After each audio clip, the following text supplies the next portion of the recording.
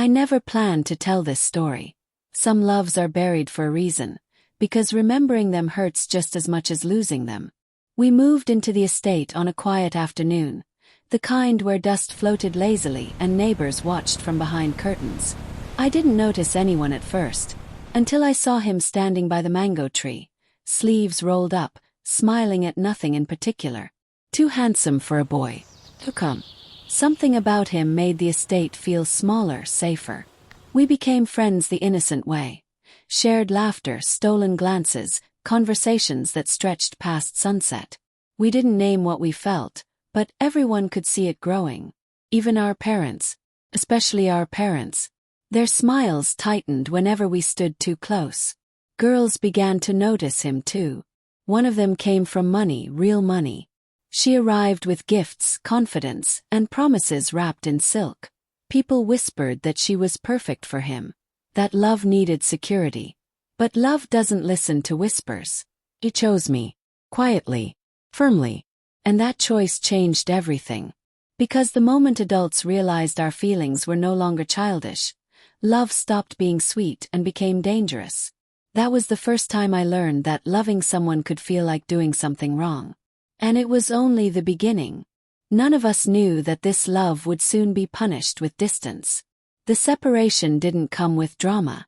Came disguised as opportunity. One morning, my mother announced I would be going abroad to study. Her voice was proud, but her eyes avoided mine. I understood immediately. This wasn't about education. It was about erasing him from my life. We weren't allowed to say goodbye properly. No long talk. No promises spoken aloud. Just one final look across the estate. His face confused, mine breaking. Abroad, life moved forward, but my heart stayed behind. I grew older, wiser, more accomplished, yet every milestone felt incomplete. When I finally came of age, the first thing I did was search for him. The estate had changed. His family had moved. No one knew where. Social media offered nothing. No photos, no familiar name. It was like he had vanished on purpose. Years passed. I built a career in event planning, surrounding myself with celebrations that reminded me of what I'd lost. Then one day an email arrived. A wedding. Familiar surname. My hands trembled as I read it. I had no idea I was walking straight into the past I never escaped. I read the email again and again, convincing myself I was imagining the familiarity. The couple wanted an intimate but elegant wedding. Soft colors, meaningful details, nothing loud. Felt personal, intentional. I should have noticed that first. During our first call, the bride spoke warmly, excitement spilling through the phone. She mentioned her fiancé casually, laughing about how private he was, how he hated social media and preferred nicknames online. My chest tightened, but I brushed it off as coincidence. Lagos is full of men with hidden pasts. Still, that surname stayed with me. It followed me into sleep, into work meetings, into moments I tried to ignore. I told myself this was just old memory resurfacing. That love, especially childhood love, has a way of haunting even the strongest people. Accepted the job. That night, I dreamt of the mango tree in the estate, of a boy smiling like the world hadn't yet taught him loss. I woke up unsettled, my heart pounding like it knew something my mind refused to accept. By morning, doubt had turned into quiet fear. The first physical meeting was meant to be simple. Venue inspection, measurements, timelines. I arrived early, clipboard in hand, professional mask firmly in place. Then I heard a familiar laugh behind me. Turned slowly. Time misbehaved. He stood there, older, broader, unmistakable. The same eyes. The same calm presence. Only now, there was a guardedness I didn't recognize. Our gazes locked, and the air between us thickened with years unsaid. He knew me. I saw it instantly. The shock, the disbelief, the restraint. But he said nothing. Introduced himself formally, as though we were strangers. His bride smiled beside him, unaware she was standing in the middle of a love that never died. Smiled too. Professionals do that. But inside something cracked open. Because the love of my life hadn't disappeared. He had simply been living a life without me. And I still didn't know why he was marrying someone else. From that day on, every meeting felt like walking on glass. We spoke only about colors, seating, timelines. Never about the years between us. His voice was calm, controlled, nothing like the boy who once searched my face for answers. I watched him from a distance. The way he checked details twice. The way he listened more than he spoke. The way he never once mentioned how we knew each other. It hurt more than anger ever could. The bride was kind. That made it worse. She trusted me, laughed with me, told me how lucky she felt to have him. I smiled and helped her choose flowers while my heart quietly unraveled. Once, our hands brushed while reviewing samples. He flinched. So did I. For a second, the room felt too small for the past we were avoiding. That night, I cried for the first time in years. Not because he was marrying someone else, but because he had learned how to live without me.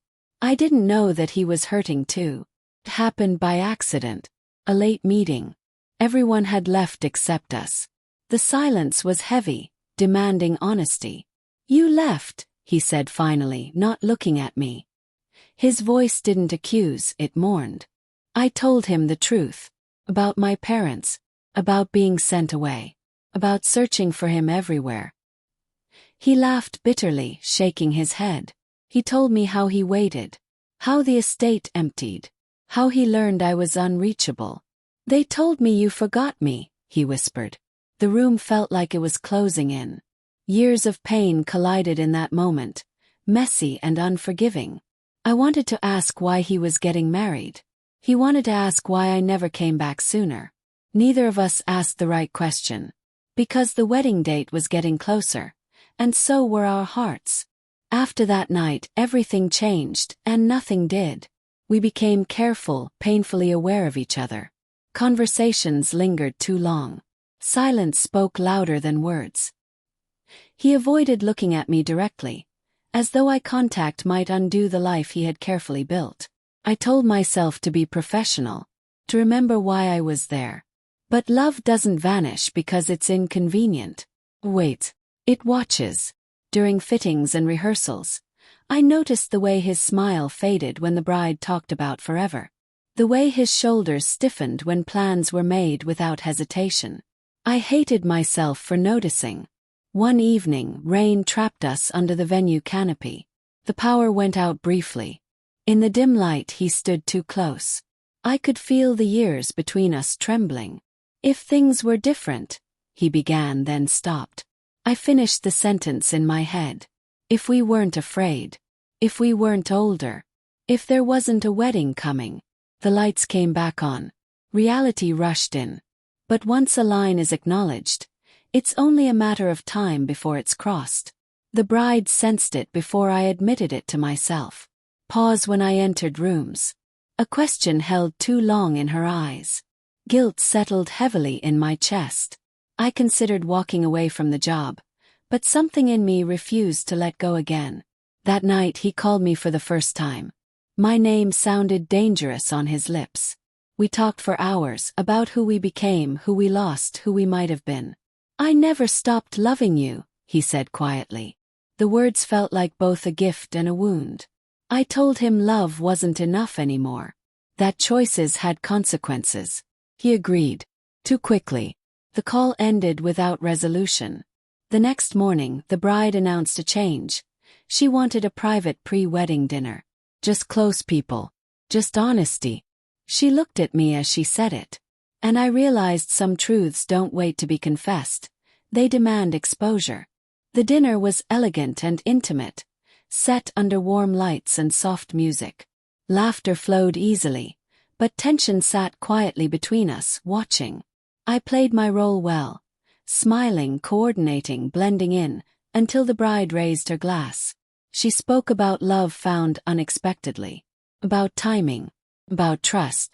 Her eyes flicked to him, then to me, lingering just long enough to feel deliberate. My stomach tightened. Midway through the night, she asked how we met. He froze. Before he could speak, I answered carefully. "We grew up in the same estate. A long time ago." "That explains the familiarity," she said softly, studying us. Later she pulled me aside. Do you believe in first love? She asked. I hesitated. She smiled sadly. Because I do. And I believe it leaves fingerprints on the heart. That night, I lay awake wondering if she already knew everything, or if she was still hoping she was wrong. Across town, he stared at his ceiling, replaying her words, realizing that silence had started to feel like betrayal. By morning, someone was going to ask the question none of us were ready to answer. He found me before the rehearsal began. No greetings. No small talk. She knows, he said. His voice was steady, but his eyes weren't. Asked how. She asked if I ever loved someone before her. I felt my chest cave in. He told her the truth. Not everything, but enough. About a girl he lost. About a love interrupted. About a heart that never fully healed. She didn't ask for your name, he added. But she didn't need to. Guilt pressed heavily on me. I offered to step away, to protect them, to stop reopening old wounds. He shook his head. Losing you once almost destroyed me, he said. But losing her like this might destroy her. The rehearsal began, but nothing felt rehearsed anymore. Every smile was strained. Every vow practice felt ironic. That night, the bride sent me a message. We need to talk. Just us. I stared at the screen, knowing that whatever happened next would change all our lives permanently. Because sometimes the person you hurt the most is the one who understands you best. We met at a quiet cafe away from everyone. The bride arrived first, already composed, already too calm. She didn't waste time. I know he loves you, she said gently. Not accusing. Not angry. Just honest. I tried to deny it, but my silence confessed everything. I told her the whole story. Childhood, separation, searching, finding him again too late. My voice shook, but I didn't leave anything out. She listened without interrupting, fingers wrapped tightly around her cup. When I finished, she nodded slowly. He never lied to me, she said. But he never healed either. Her grace broke me more than rage would have. I apologized, offered to walk away completely. She shook her head. Love isn't that simple, she whispered. As we stood to leave, she said something I wasn't prepared for. I need you there on the wedding day. And I couldn't tell if that was forgiveness, or a final test. The days leading to the wedding were unbearable. He tried to speak to me several times, but I avoided him. Loving him now felt selfish. Staying felt cruel. Leaving felt unfinished. The bride moved like someone carrying invisible weight. Graceful, deliberate, breaking quietly. I watched her and wondered how love could hurt three people at once without choosing sides. The night before the wedding, he finally cornered me. If I ask you to stay, he said, will you? I told him the truth.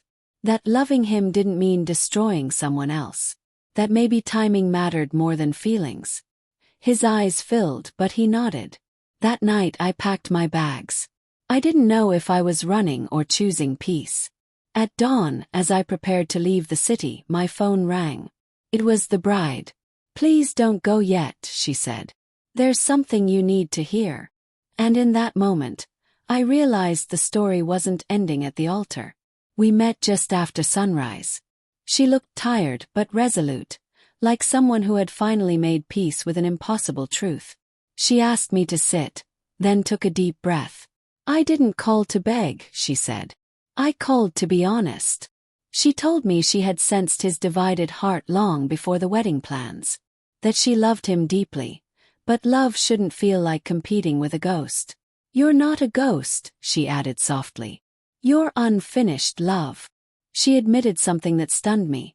She had postponed the wedding once before, hoping time would quiet what she felt between us. It hadn't. Instead, it grew louder. I deserve someone who chooses me without hesitation, she said. And he deserves to know what it feels like not to lose you twice. My chest tightened. I told her she was brave. She smiled sadly. I'm just tired of pretending. As we stood, she squeezed my hand. Whatever happens next, she said, make it honest.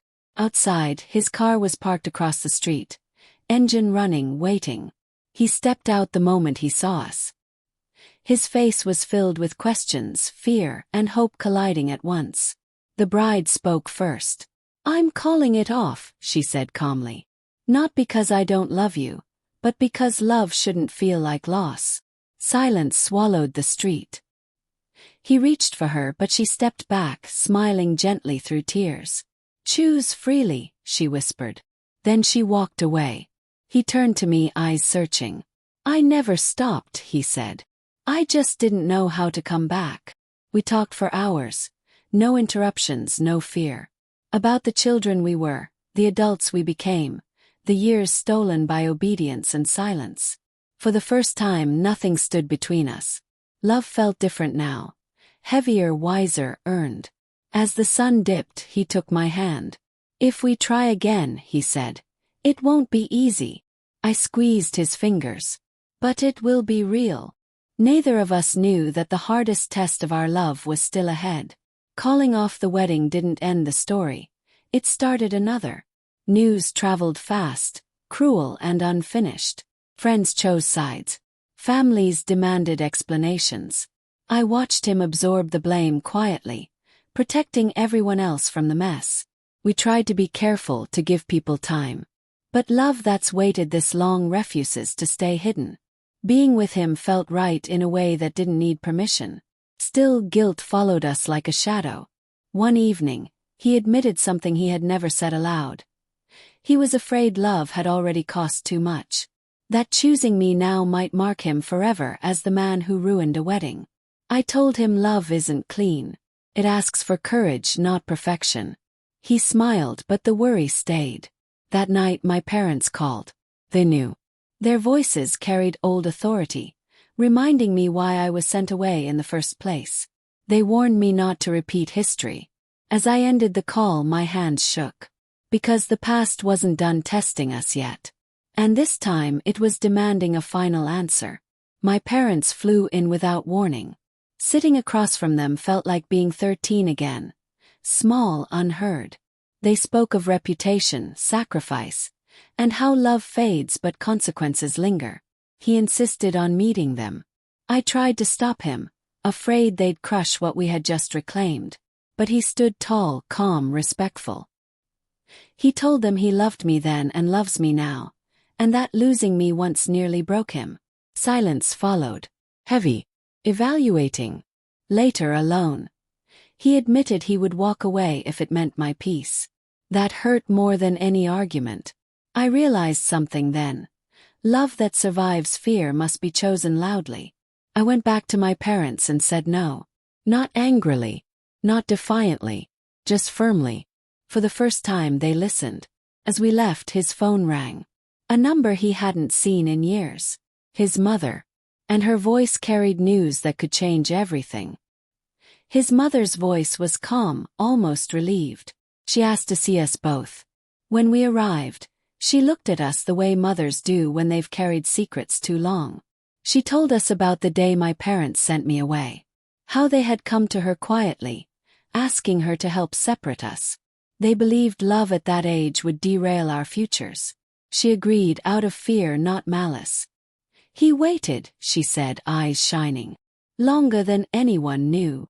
She admitted encouraging him to move on, to build a life that wouldn't ache so loudly. The woman he almost married wasn't a mistake. She was a refuge. My chest tightened as I realized how many adults had shaped our fate without our consent. "I thought I was protecting you," she whispered. I held his hand tighter. We weren't children anymore. As we left, he said something quietly, almost to himself. "We lost years, but we're still here." What we didn't know was that love still had one more sacrifice to reveal. The bride asked to meet him alone. I waited in the car, nerves knotted. When he returned, his eyes were red. She had told him she turned down an overseas opportunity for him years ago. Chose stability over ambition because she believed love required compromise. "I loved you honestly," she said. "But I won't love you at the expense of myself." She gave him her blessing. Not lightly, not easily, but deliberately. Asked him to never make me beg for certainty the way she once had. That night I realized something powerful. Love isn't just about who you end up with, it's about who you don't destroy along the way. He held me and said, "If we do this, we do it differently." He nodded. Outside, rain began to fall softly like a quiet cleansing. And just when peace seemed possible, the past returned one final time. Just as life began to settle, opportunity arrived again, this time for him. A long-term project abroad, the kind that could define his career. The irony wasn't lost on us. Distance had once destroyed us. Now it was asking for another chance. He didn't want to go. I didn't want to be the reason he stayed.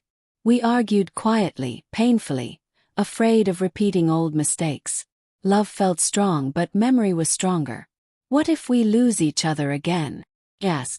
Then we fight harder, he said. But courage doesn't erase fear. The night before his departure, we sat under the stars, holding hands like children who had learned too much too soon. He promised transparency. Promised trust.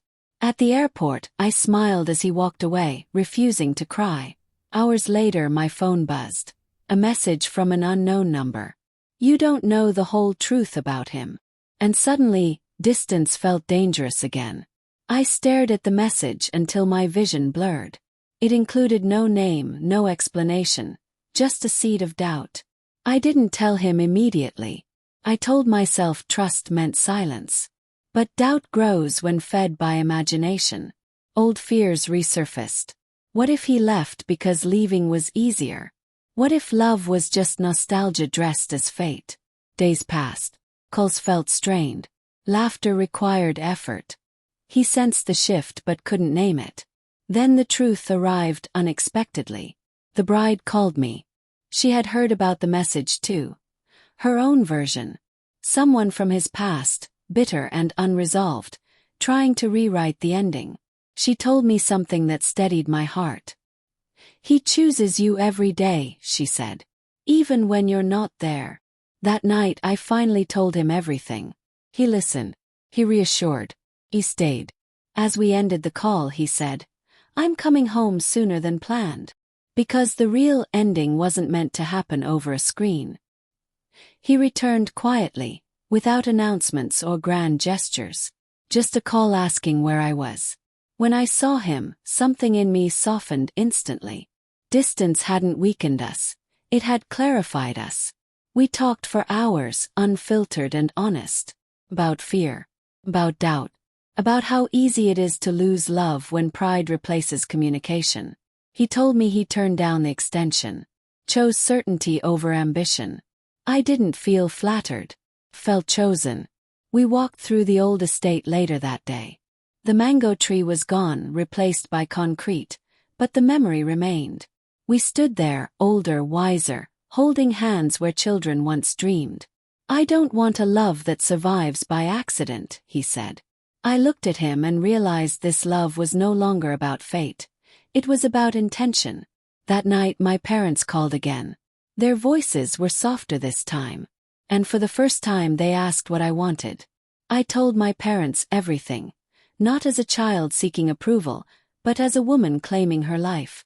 I spoke of waiting, of loss, of finding my way back. I didn't argue. I didn't beg. I simply told the truth. Silence followed. Then my mother sighed. "We were afraid," she admitted. "And we let fear decide for you." That was all the apology I needed. Days later he asked me to plan an event.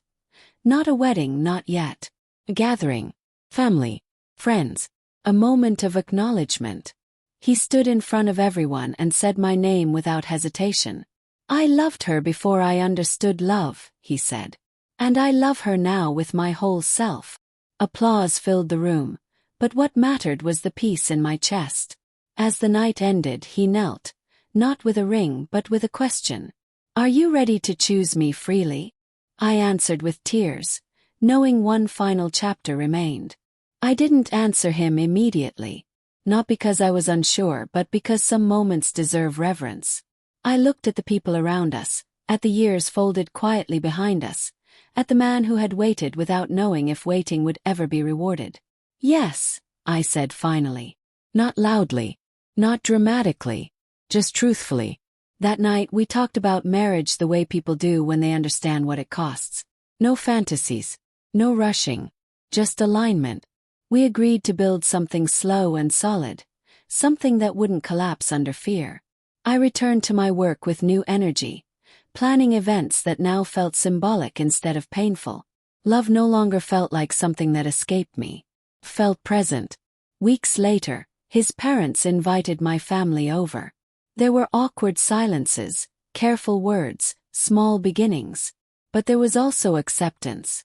Later that evening, alone, he held my face and whispered, "We survived ourselves." I smiled, realizing that sometimes love doesn't arrive loudly. And when it stays, it asks for a future worth committing to. We chose our wedding date deliberately. Not as defiance, not as apology, but as truth. Planning it felt different from everything I'd done before. This wasn't just an event. It was closure. The estate was chosen intentionally. Not the old one, we couldn't go back, but a place that felt like beginnings. When invitations went out, reactions varied. Some were surprised. Some were relieved. Some finally understood. The bride attended quietly, radiant in a new life of her own. She hugged me and whispered, "Love looks lighter on you now." I hugged her back, grateful beyond words. On the morning of the wedding, I stood alone briefly, breathing in the stillness. I thought of the girl who was sent away, the boy who waited, the years that tried to erase us. When I walked down the aisle and saw him, I felt no fear. Only certainty. We said vows shaped by honesty, not fantasy. "I choose you," he said. "Every version of you," I replied. And in that moment, the past finally loosened its grip. Marriage didn't change us. It revealed us. We learned each other in ordinary ways. Shared breakfasts, disagreements softened by patience, laughter echoing through quiet rooms. Love became daily, not dramatic. And that was its miracle. Sometimes we talked about what could have been. But more often we talked about what was. We had arrived here not early, not late, but ready. One evening, years later, we drove past the old estate out of curiosity. We didn't stop. We didn't need to. Some places shape you, then release you. As we drove on, he reached for my hand. "We found our way back," he said. I shook my head gently. "No," I replied. "We found our way forward." Love didn't save us from pain. It taught us how to survive it without losing ourselves. And that is the kind of love that lasts. Thank you for watching. If this story touched your heart, made you smile, or kept you glued to the screen, don't forget to subscribe so you never miss the next one. Drop a comment. I'd love to know your favorite moment. Share this video with someone who loves good storytelling. And of course, hit the like button if you enjoyed this journey. More emotional, romantic, and powerful stories are coming your way. Stay tuned and stay in love.